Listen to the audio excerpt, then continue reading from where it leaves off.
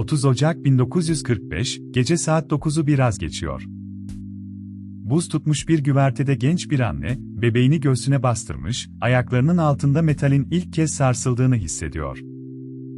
Karanlıkta, denizin dibinden gelen o boğuk gümbürtü, henüz kimsenin anlayamadığı bir sonun başlangıcı.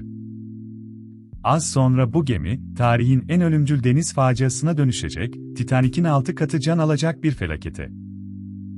Ama bu kadar ölümün nasıl, neden ve kimin gözünde göz ardı edildiğini öğrenmek için sona kadar kalmalısınız.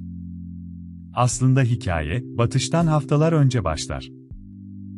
Doğu Prusya'da Kızıl Ordu ilerliyor, Alman siviller donmuş yollarda kaçış arıyor. Operasyon Hannibal, savaş tarihinin en büyük deniz tahliyesi. Yüz binlerce kadın, çocuk ve yaralı asker, Baltık kıyılarına akın ediyor. Onları kurtaracak gemilerden biri, adını bir suikast kurbanından alan, koca bir yolcu gemisi, Wilhelm Gustloff. 1937'de inşa edilen bu gemi, aslında bir Nazi propaganda harikasıydı. Kapasitesi 1900 kişi için tasarlanmıştı, huzurlu tatil seferleri için. Ama o gece güvertede kaç kişi olduğunu tam olarak kimse bilmiyordu. Tahminler 10.000'i aşıyor, resmi bir yolcu listesi asla bulunamadı. 30 Ocak öğleden sonra, Gotenhafen limanından ayrılırken gemide 4 kaptan vardı ve tek bir konuda anlaşamıyorlardı, hangi rotadan gidileceği. Derin sularda zikzak mı, yoksa mayın taramış sığ kıyı hattı mı? Seçilen karar, gemiyi ölüme daha da yaklaştıracaktı. Çünkü kimse, o soğuk gecede denizin altında bekleyen bir Sovyet denizaltısının varlığını hesaba katmamıştı. S-13 denizaltısının kaptanı Alexander Marinesko, disiplinsizliği yüzünden neredeyse görevden alınacaktı.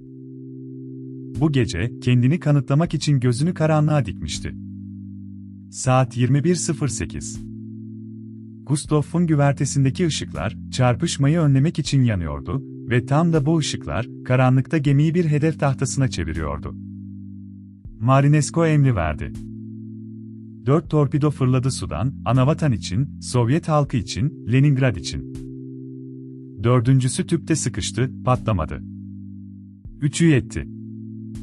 Gemi saniyeler içinde sarsıldı, sonra yana yatmaya başladı. Can kurtaran botları, aylardır buzla kaplı vinçlere yapışmış, indirilemiyordu. Güvertede çığlıklar yükseliyordu. Anneler çocuklarını sıkı sıkı tutuyor, koridorlar panikle doluyordu. Ama kimse fark etmemişti, asıl katil, torpidolardan çok, denizin kendisiydi. Su sıcaklığı sıfırın altındaydı, hava -18 derece.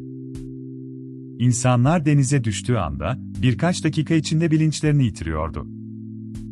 Boğulmadan önce, soğuk onları alıyordu. Yakınlardaki loje torpido botu kurtarma girişiminde bulundu. Ama ağır kruvazör Admiral Hitler, denizaltı tehlikesinden korkarak yanından geçip gitti, durmadan. Gemi, ilk torpidodan sadece 70 dakika sonra sulara gömüldü. Ölü sayısı 9.000'i aştı, belki de 10.000'in üzerindeydi. Titanik'te can kaybı 1500 civarındaydı. Peki bu fark neden bu kadar büyüktü? Cevap tek bir nedende değil, 3 şeyin üst üste binmesinde gizliydi: aşırı kalabalık, donduran soğuk ve savaşın ortasında imkansız bir kurtarma. Bu facia, yıllarca neredeyse unutuldu, bir yanda Nazi propagandası sessizliği tercih etti, diğer yanda savaşın kazananları bu hikayeyi anlatmak istemedi. Peki sence, tarihin en büyük deniz faciası neden bu kadar az biliniyor?